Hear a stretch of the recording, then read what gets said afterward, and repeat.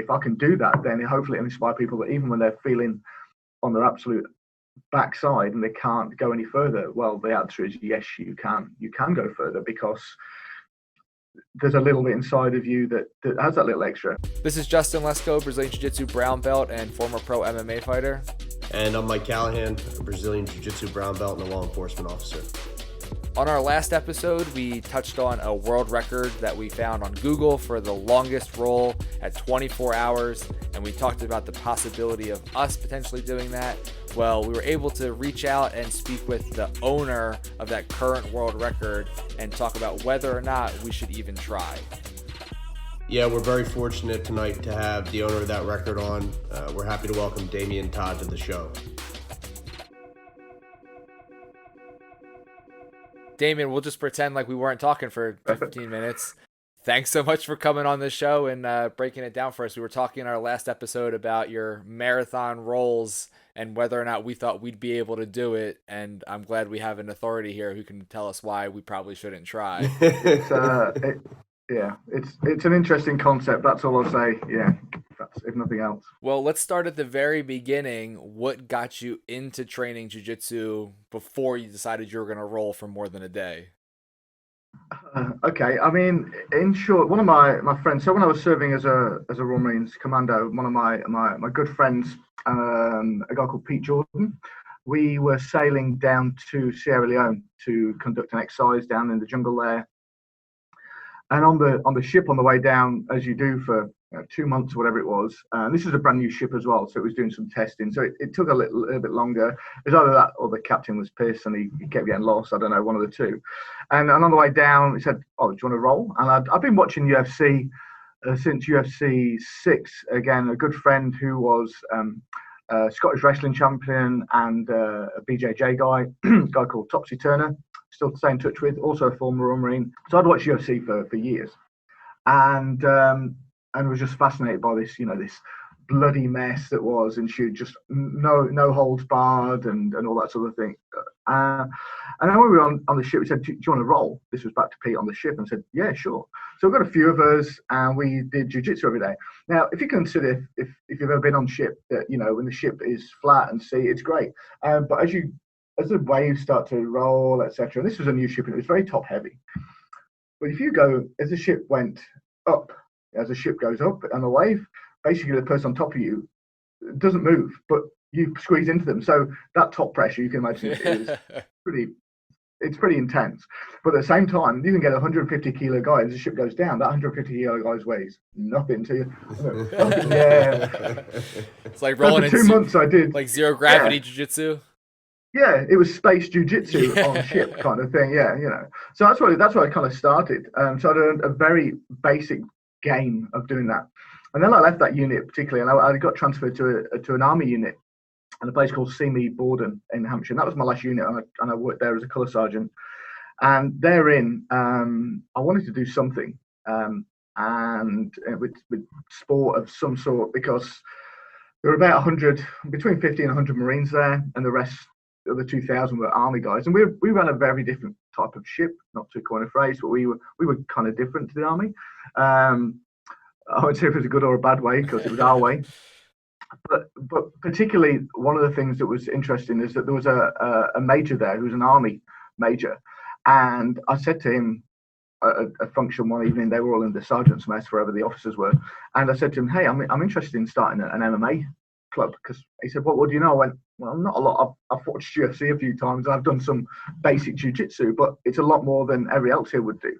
But what do you think?" He said, "Hey, it's £1,500. Go and treat yourself."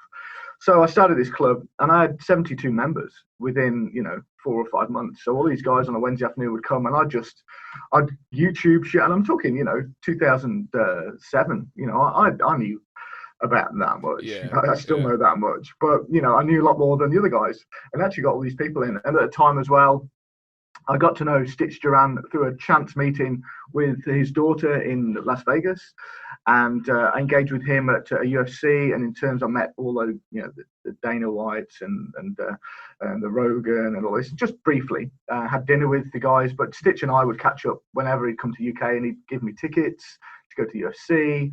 And this one time I went to a Q&A session with Mike Bisping was there, and I asked Mike Bisping, I said, hey mate, to the Q&A, and he was there with, I think, Joe Rogan. And I said, hey, how do you feel about taking my club for a session, a seminar, if I get you to drive around in an armored vehicle, because I know your dad was in the army? And he went, sure.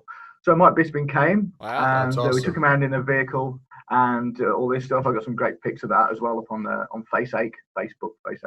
And what he said was, so this seminar this afternoon, he came there with his dad and Dave Jackson, I think his coach was, I think it was Dave.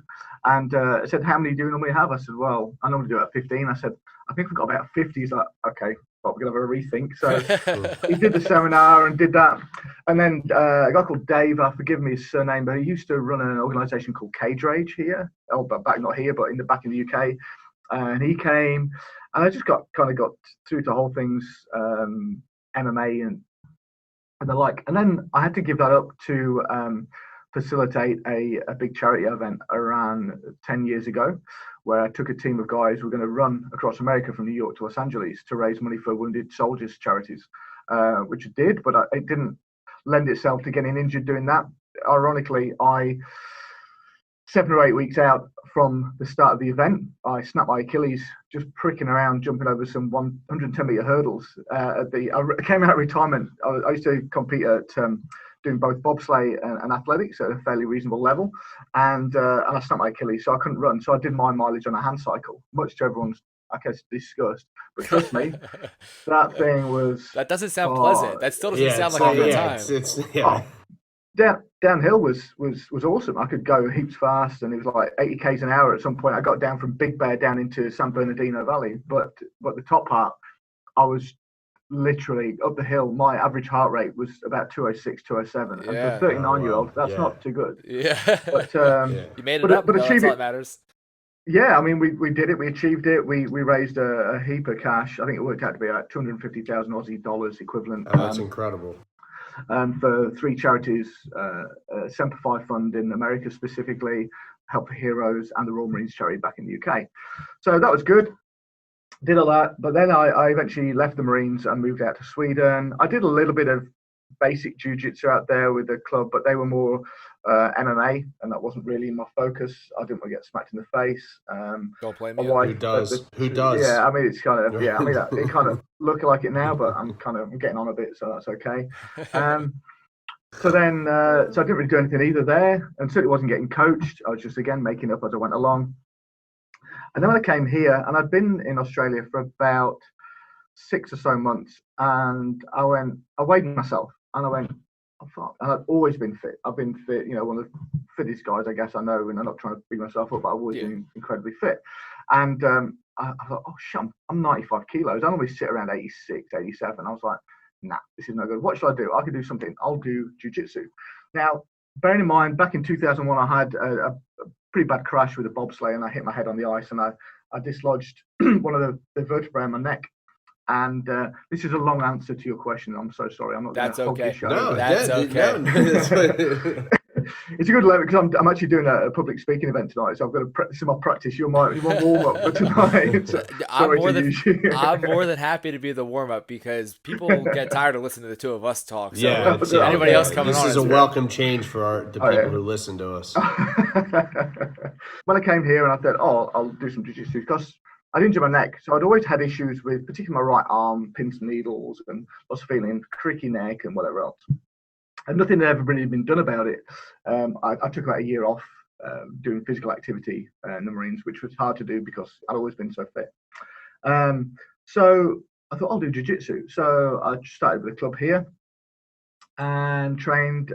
Within 10 months, I got my blue belt, simply because I was tapping all the white belts and I guess posing problems for the others. I was state champion both open weight and my weight, although I never actually fought at my weight. Nobody in my weight, so I had to keep going up weights. I was like, oh, God damn it. So it was open weight at my weight. It was yeah. I did my first comp after about 8.5 weeks and I was crook, but I said I'm going to go roll anyway, which, sorry, if I gave you a cold at that time, I'm really sorry, but I still got a bronze. But so what of that? A little bit later, the state champs as a blue belt, I noticed that I'd got these pains in my leg, but that's a whole different conversation about how that manifested into being a complete loss of feeling in my lower legs and my hands, which is what happened because my neck was completely screwed.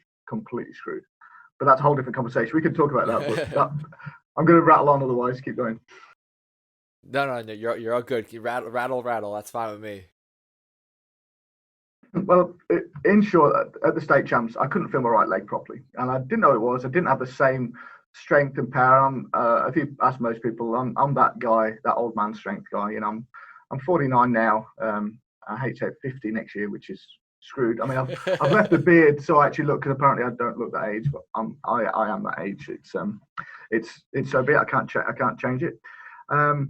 But I didn't have the same sort of capacity and strength and abilities to do takedowns. It was almost like a delay. I'd go to move and then eventually I'd move. Yeah, your body had to catch up to what your brain was thinking to do. Yeah, precisely that. Yeah, and it was obviously horrible for me. So I thought, well, what I can do is I'll go to the doctor. A couple of weeks later, I went to the doctor and said, "Hey, doc, this is my symptoms. It feels like somebody's peeing down my leg, but like cold water." And he said, "Okay." So he went immediately and had an MRI. The health system here, even I hear people complain about it here, is phenomenal. I went for an MRI the very same next day, the very same next morning. In the UK, you'd be waiting, I can't even imagine, a long time. Sadly, that's a shame. But I went and did this, and they found nothing there. Then they scanned my brain, and so many jokes. They didn't find any issues there. They actually did. They found a frontal lobe degenerative condition, which would eventually lead to Alzheimer's. But I've kind of already forgotten about that. So that was for the onset already. So. That was a good joke. All right, I'll give you that one. So I keep working them in slowly. I feel bad laughing at that one, but that was a good joke. Yeah. I'll forget. So like I said, I'm still. What was it saying? Oh yeah. So the so what that found nothing there particularly, and I said to the doc, I said, we should scan my neck because I've had issues with my neck, as you know, because I've had physio and all that for years and years. And then it was just a railroad track. It was absolute trash, my neck. So I had four discs squeezing my spinal cord to a point where it's absolutely flat. There was no cervical spinal fluid traveling up and down. The neurophysiologist said it was one of the worst injuries ever seen. Couldn't believe that I'd been carrying it for since 2001, and this was like 4 years ago. So 2000, yeah, wow. 15 years. And he said, "So do you do any sport or anything?" I said, "Yeah, I do Brazilian Jiu-Jitsu." He's like, "You got to stop. You got to stop." He said, "Why?" He said, "Man," he said, you are so close to being tetraplegic." He said, "It's not even funny." Wow. He said, "You have to stop everything." He said, "You are so lucky." And right enough, that was in the June, and by October, I'd literally lost all the feeling in my legs, and my arms were either shaking off. If they weren't, if I could feel them, they were shaking like a shitting dog, and if I couldn't feel them, I just couldn't feel it. It was just the worst feeling, and I couldn't fix it.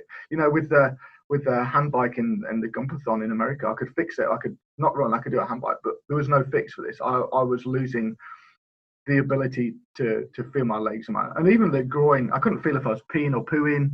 I went to the toilet once and I remember standing up and the wife looking at me and I was still pissing. I couldn't feel I was still pissing. It was wow. It was pretty scary. So right enough, I had surgery and they removed two discs, fused my C5, 6, and 7 together with 6 screws. Cool pictures. It was great. And but there's still issues with some of the discs, and I still have that. So what? I still have ongoing issues. I'm now registered as being disabled, and actually what they've said is you've been disabled for the past 19 years. You've just been denying it. You just didn't know it. Yeah, So kind of messed up.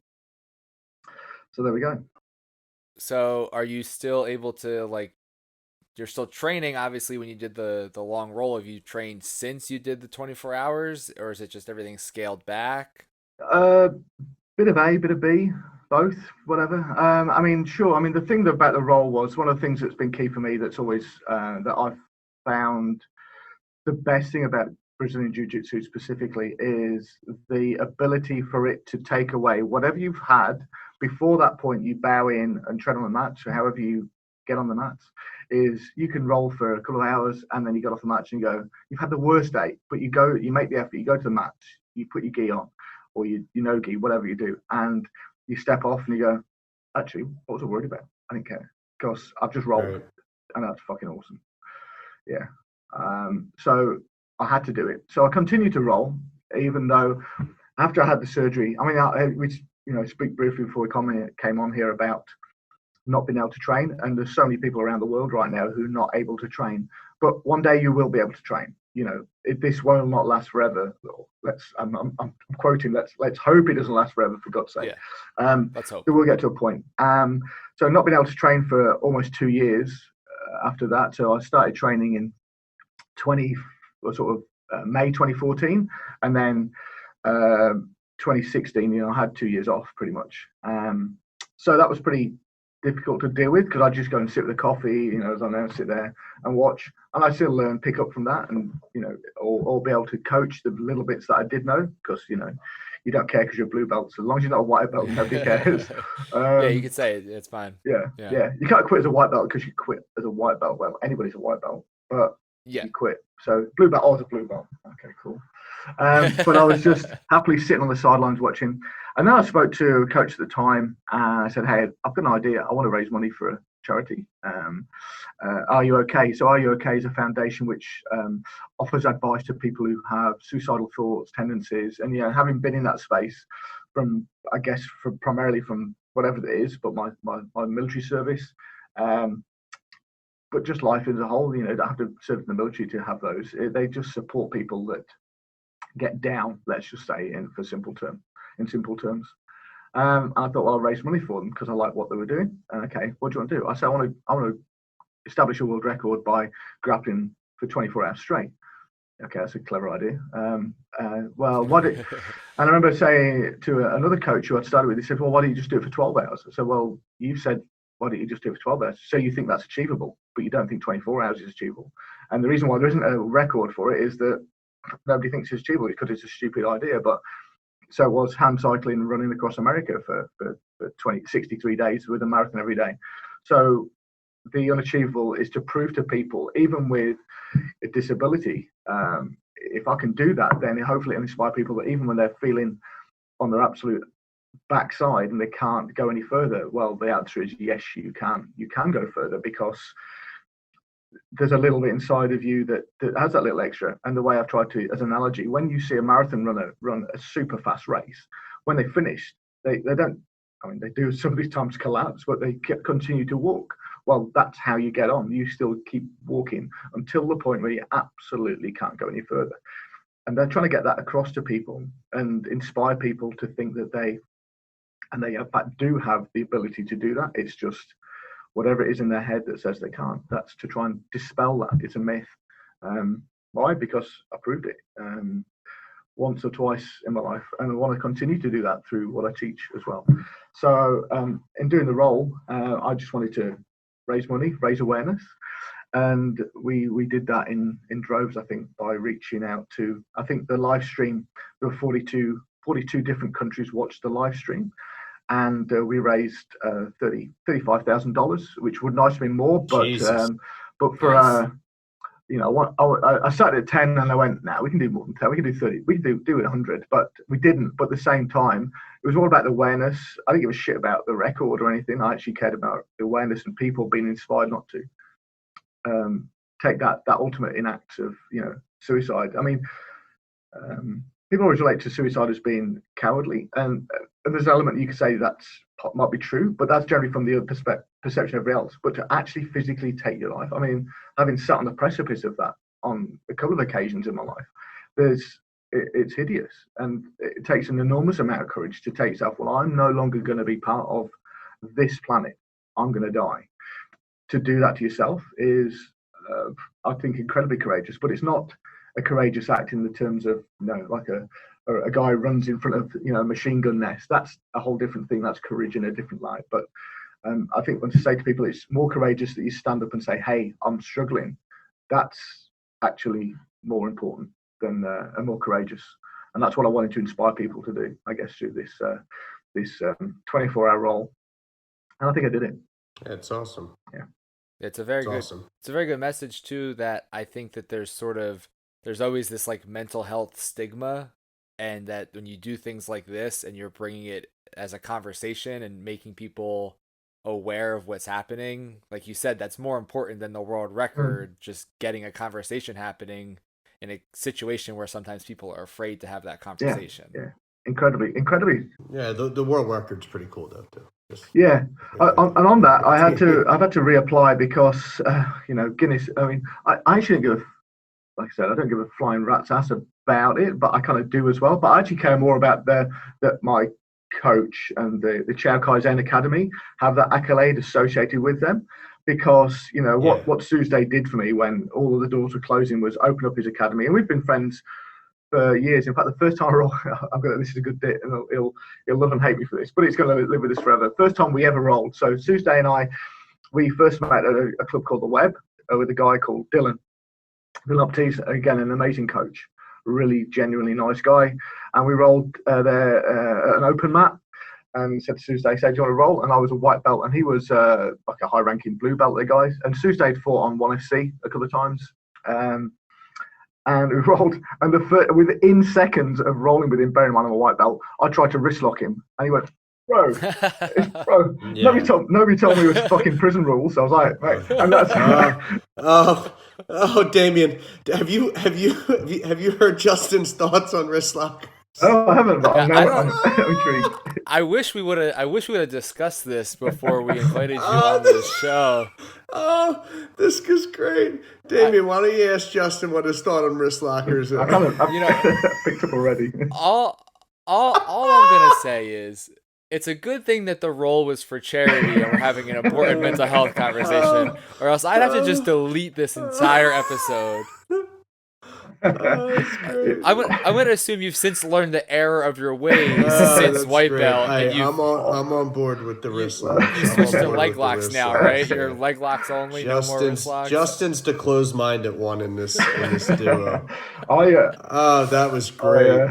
I love them. I think they're the sneaky shit. But that's the if ever taking a class, I go Tuesdays away or what's take a class and run a class or help with, I love throwing in the sneaky shit. And as I say to the guys, if I'm ever coaching, so I'll make a lot of shit up as I go along. It will have ultimately been done before in some manner or stuff. But there's things that are, which is something similar to a Sao Paulo pass, which when I first started, but it's it was called by the guys when I first started called the Obi Crush, because it does exactly that. It's Obi and it crushes you because it is. But the wrist locks and leg locks and all that thing, you just kind of go through a blend of, I think my lockdown, I'm told, is pretty hideous, but it's not unsurpassable, because guess what, I'm just an aging purple belt who's reasonably strong, but my neck's fucked, so can't no. See, this is why you should embrace leg locks, because your neck would be farther away from your opponent. Don't wrist locking. Let him. Don't buy into it. He's very biased. If you're wrist locking, they're still going to grab your head and crank your neck. True. I'm telling you. I don't remember. I don't remember his exact quote, but he was talking about wrist lockers on here one episode, and he said, "Wrist lockers. If you have a complaint, go out and find somebody who can write and write me an email and complain about it." It was better delivery than that. Maybe that was exactly what I said. I think that was exactly what it was. So well, now you're proving me wrong. I guess there's at least one wrist locker. Yeah, this guy's he's like the most articulate person we've had on this show to date, and he's making you look. Man, maybe I have to relook at wrist locks. Like the ancient order of wrist lockers sent him on here as like a mold to dispel whatever. Like branding right there. That's it. It's the logo. Yeah. Get that on. You can steal that and use it. So just like the silhouette. Were there any like parameters or anything like set around this roll, or was it like an open gym? Could anybody just come in and roll, or was it only you rolling? And so ultimately what I did prior to the event was invest a lot of time visiting clubs around Adelaide and finding good people that were willing to come and train and train me, because I think on some weeks leading up to the event I was getting 20 hours solid. Excuse me. Edit that out. 20 hours a week, pure rolling. No, not drills, but purely rolling. And on occasions, I'd just smash 6 hours back to back, whatever else. Open mats, invite open mats, and whatever else. So I visited about 20 clubs, I think it was, give or take, and it's actually surprising how many clubs were here, and what over one in Victoria, where my head coach is. So do that, and then invite people through a series of social media posts to register for the event. So people did that, and so it worked out that there were 230 opponents, and of which 206 were unique. And what I mean by that is that those 206, they were repeat rolls by some people. Sadly, there were some people who'd stopped their members from rolling. It won't matter names, so who they are. That's just ridiculous. That's stupid. Pathetic, childish, Yeah, and it's nothing less than that. And some people who are afraid to roll because they didn't want to upset their coach. So you know what? They lost out, sadly, for some of them, because there were some good guys who chose not to because of what the perception may have been on them, which was, again, a shame. So be it. So what happened? So people booked in for times from midday on the Friday, the day after my 48th birthday, and then rolled through the night through to midday on the following day. The criterion, pretty much, because there wasn't an extant record, was that I would roll for 3 hours 48 and then have a 12-minute break. So 5-minute roll, 1-minute break, 5-minute roll, 1-minute break. And in that 1 minute, I'd walk off, slap on whatever, sit down, and got into a routine of just doing that, and then have a photo with somebody. And you can see the devolution of man with those images that taken from the first one through 230, where I'm there with my wife, and then I mean the third from the last row was Mick Maloney, who's the second Dan, and then the Tuesday. Tuesday hip tossed me on my opponent roll. Bearing up this time, I'd cracked 3 ribs next to my sternum. My neck was completely fucked. My gi rash, I can't even fucking tell you how bad the gi rash was the worst. Constantly rubbing Vaseline into my face. It was hideous. And he hip tossed me. I mean, and then he didn't slam me, thank God, but it was significant. Mick was knee riding me, and bear in mind, my chest I was in agony from about 9.5 hours in. I cracked those ribs. I was pretty messed up. So the criteria was exactly that. So 5-minute roll, 1 minute, and then 12 minutes every 3 hours 48. So I'd have like 5 breaks. But they were the worst. Those 12-minute breaks were hideous. So that allowed me to change out my gi, get an ice bath, which, having been to Norway and operated in Norway as a soldier with the Marines many times, whole different conversation. The first couple were okay, and I was like, but after a bit, I said, I don't want to do it. I don't want to do it. And I would watch the clock and going, I don't want to do it. I don't want to do it. And Sue'd be like, it'd be rubbing the ice. You go in and like, you get fucked. I'm not going in the ice, man. I'm not going in. Just 2 minutes. Just 2 minutes to go in, and then they throw them, shaking like a shitting dog, going, oh, I hate this. It was just the worst. Then I had an IV put into me at midnight, and like I was totally tired, but I was of course I was no shit. I was tired. But I had this IV and by a company here called Drip Club, and they help performance athletes prep for events in a legitimate manner, nothing untoward. And I don't know what was in it, but it was woo! Yeah, I was. You're ready to go. Man. I was wind. I was like a jet engine. It was. I don't know what it was, but it was fucking. It was amazing. And then cracked on again. But they squeezed so they squeezed 750 mils in 2.5 minutes. They're literally squeezing the bag. Squeezing the bag. Into this IV, which is the same size as a knitting needle into my arm. I can remember it being painful, but I didn't care because I just went out. It's fine. You already got busted ribs at that part, and you're what, halfway through? Just let it go. Just let it rip. Just come at me, bro. It was just whatever. Did you like? Were there any guys like during this role? I'm sure you kind of get into some type of routine with the pace of things, and then maybe a guy walks in at like 13 or 14 hours and just goes like a fucking maniac, goes 100 miles per hour, and now you got 9-10 hours left of this. There were fucking loads of them, absolute donkeys. The thing is, the world champs are like, okay, Obi is now 16 hours in, let's smash it. You're like, what the fuck are you doing? I'm fucking, you know. Yeah. Oh, I can now. I'm able to tap him now. I'll be able to tap him now. Oh, that's an accolade, isn't it? Well done. After a guy's been rolling for 16, not 16 minutes, 16 hours. You're gonna tap him. Well done, bro. Well, when I get up and fit again, I'm gonna fucking destroy you. You know, how's that knee ride? How's that side pressure? Yeah, you know. I mean, yeah, there were people, and luckily, you know, the guys, people there throughout the night, which was amazing. The support was incredible, you know, from the guys from everywhere. Even the 10th Planet guys came over. Obviously, they don't do gi, but Daniel and his crew rocked in just to say hi and that at midnight. And I remember rolling around, whatever time it was, and looking and going, this is through the efforts of myself and the team that are around me, wife, coaches, Chow Kaizen, there's an academy, getting all these people into this place at 3 o'clock in the morning, whatever else, because what else are you going to do apart from, you know, sleep, to be supportive of this doddering old fart who's come up with this idea to grapple for 24 hours to do whatever. And to have them there was an incredible feeling of a sense of achievement. That alone, like I said, it was more about that awareness than it was about any accolades to do with it. I don't give a shit about it. I just cared about helping people. That's the most important thing for me. But yeah, there were people who were booked in for a couple of roles and they had one because they just thought it was like the world champs. Like, what? Oh, yeah, right, yeah. I mean, I have to say, if Mike was doing this, I would show up at 3 a.m, full gas, ready to go, just to give it to him. He would do the same to me. Yeah. I don't want to be the villain in this episode, but you're thinking that on a list of 230 people, I would include you.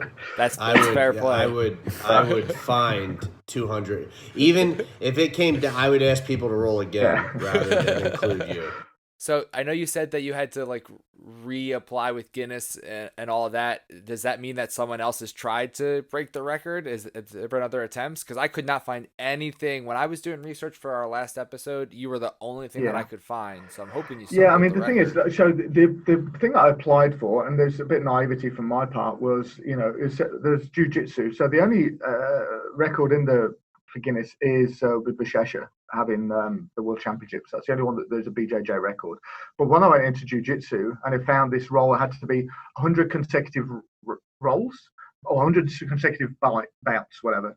But when I went to say, right, when I applied, I went, I want to apply for this, but I want to have these criterion. So I wrote those criterion I just mentioned previously against it in some manner. And they replied, yes, you can, we'll acknowledge this, but it's against those criteria. I said, well, no, I want to do this. And this was getting really close to date because it takes quite a long time unless you pay like $500 and you can get it done, you know, too sweet. But I didn't have $500 to spend it because it was a charity event, for God's sake. But anyway, you know, and it was just pissing me off because you have people who go, oh, I've got the longest hair, I've got the longest fingernails. Who gives a shit? What the fuck is that doing? Nothing. This is actually something that's actually hard. You know, oh, I grew my hair. Well, awesome. It just kind of sat there. It does it on its own. It doesn't. You don't need any effort to grow. I'm doing it right now. I'm growing my hair. It's fucking hell. So it kind of peed me off. But anyway, that's the process. And eventually got to the point where I said, look, I've got to reapply for this because this guy was obviously a trainee donut in the Guinness establishment back in UK, said the Englishman. So I only recently reapplied to say, hey, this is what I want to do. These are criterion, and how can I do it? Because there is footage still available on YouTube, I believe. I can't remember off the top of my head that. And I've got all the people who, because we had to sign against, like, have a referee and then have timekeepers and all that. So we've got all that as a log and a record, and people signed off on it. So I'm hoping to give all that and give it to them. But like I said, if there's a couple of guys who've been in touch with me since, and hey, I want to do this and that. One of the guy was an American who's a black belt called Clinton Harris, associate of mine through Facebook, and he said I want to do it, but he was doing it no gi, I think. I think he did something around it, but again, it's not the old adage, oh, what's harder, no gi or gi? Well, trust me, not with a gi, just because of the implications and the grips, everything is just smashed. You just smash it, and the gi rash. You don't get gi rash when you've got no gi on, you know.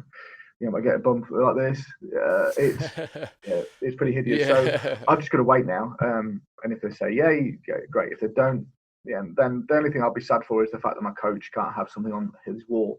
Apart from I gave him a print with like a rash guard. We got a rash guard made and pictures and with thanks sort of thing I had done for him. But so yeah, he's got to wait out and see.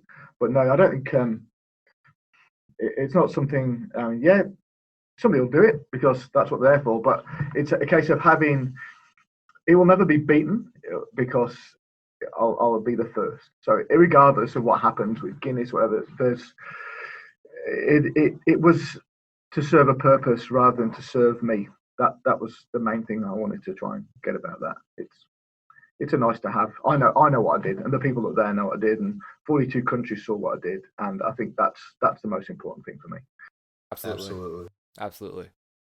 Well, you've done a lot of work for charities and for good causes. Is there anything now you're working on? Is there a 25-hour role that's coming that's going to be for charity? Are you going to run back and forth across America, not just one way? God, what's coming up next?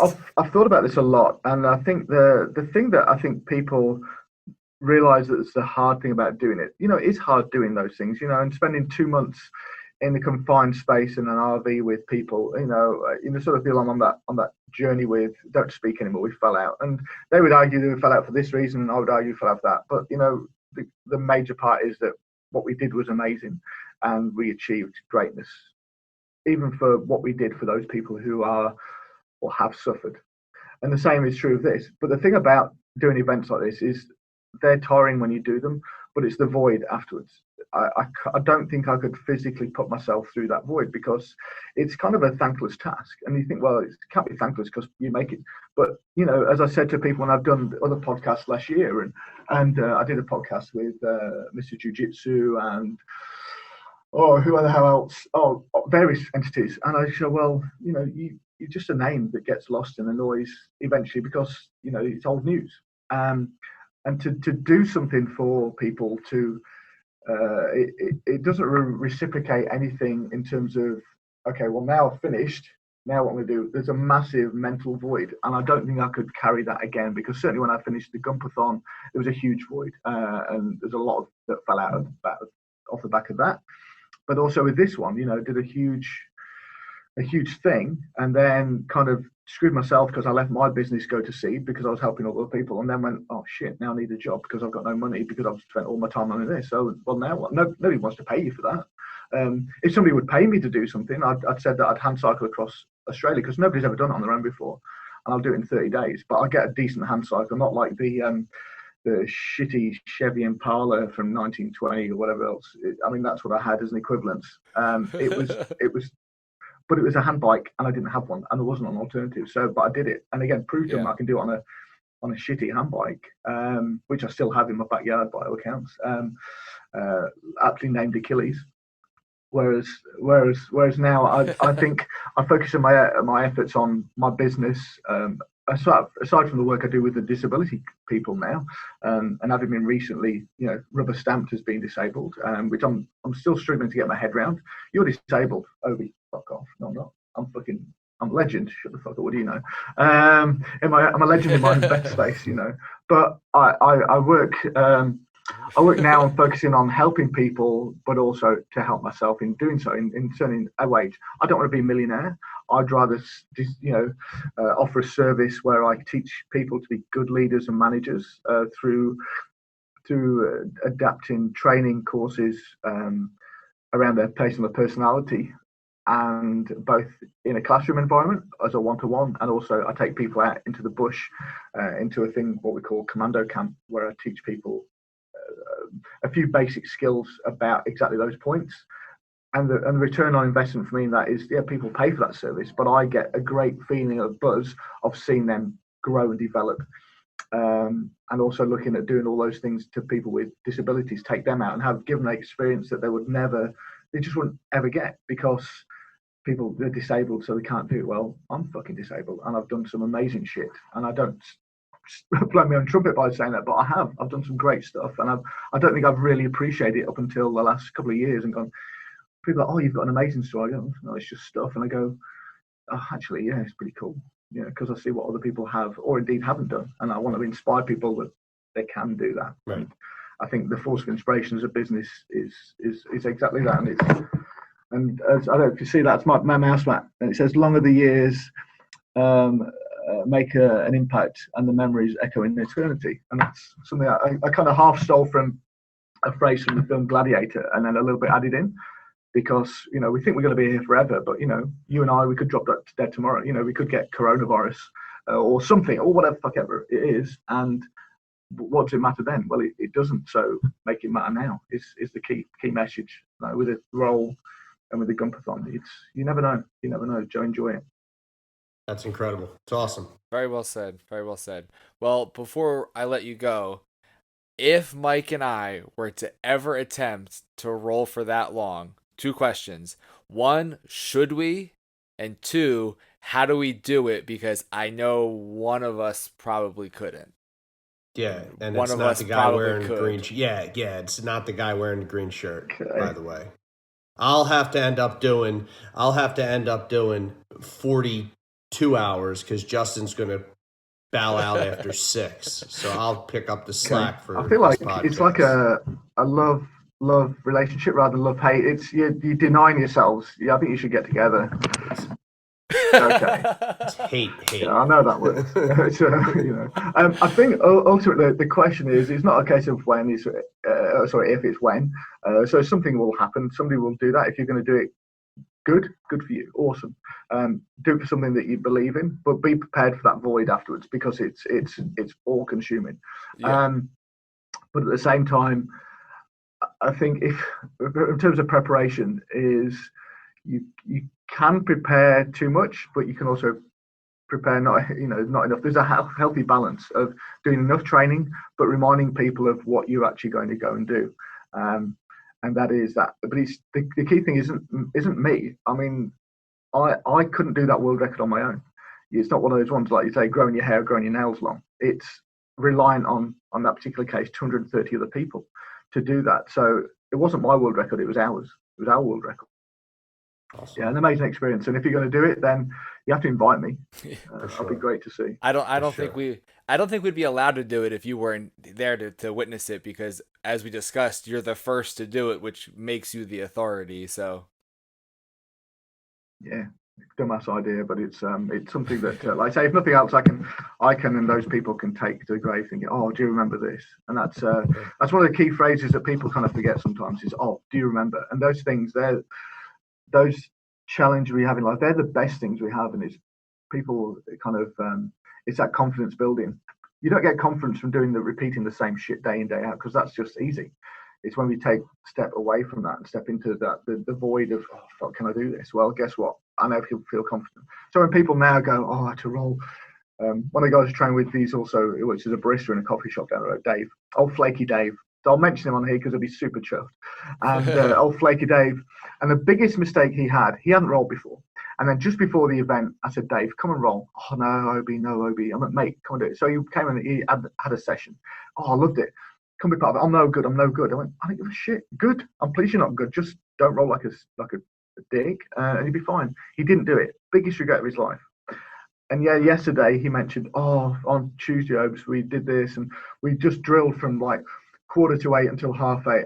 And I went, oh no, I can't tell you that. I can never tell you again. And nobody can. Nobody can tell me, oh, it's hard rolling. I go, mate, shut the fuck up. Yeah.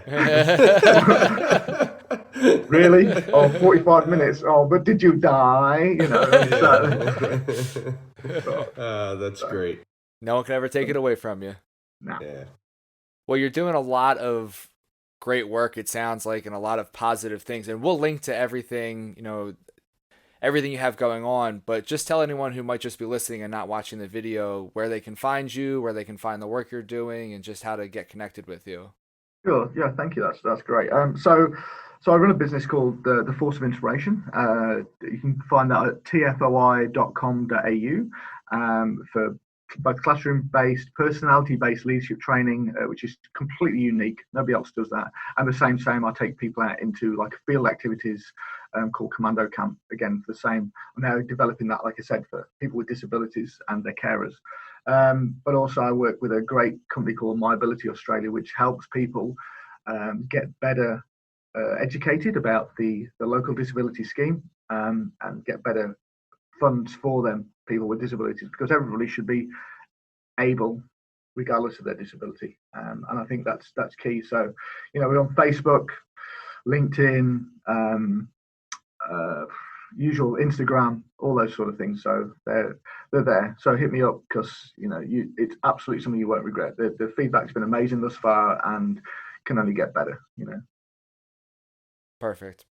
Thanks so much for coming on and talk to us.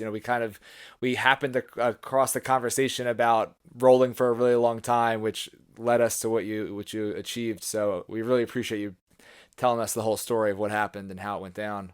No, it's good. Thank you. Thanks for having me on. I think it's been a pleasure meeting. It's amazing. You get to meet some interesting people. As I've done 76 countries, so I'm fairly well travelled, and I say 18 times to the States. And I love it. I've always said that top 5 cities, New York's in the top 5, so I've always enjoyed my time there. But as I know you're not exactly there, but having been to Penn State as well, and driven up through to Niagara and all the cool stuff, and Hershey Factory and that stuff. It's an amazing place. But there's so many people that you get to meet in doing things like this and that other stuff that I'll never take it away. They're memories that I feed off to either educate or otherwise. You should go there, or you shouldn't go there. Amazing. We're very fortunate. Thank you. Yeah, that's part of the reason we do this show, is just to chat with people who we otherwise wouldn't get a chance to. Yeah, so we would never. Yeah.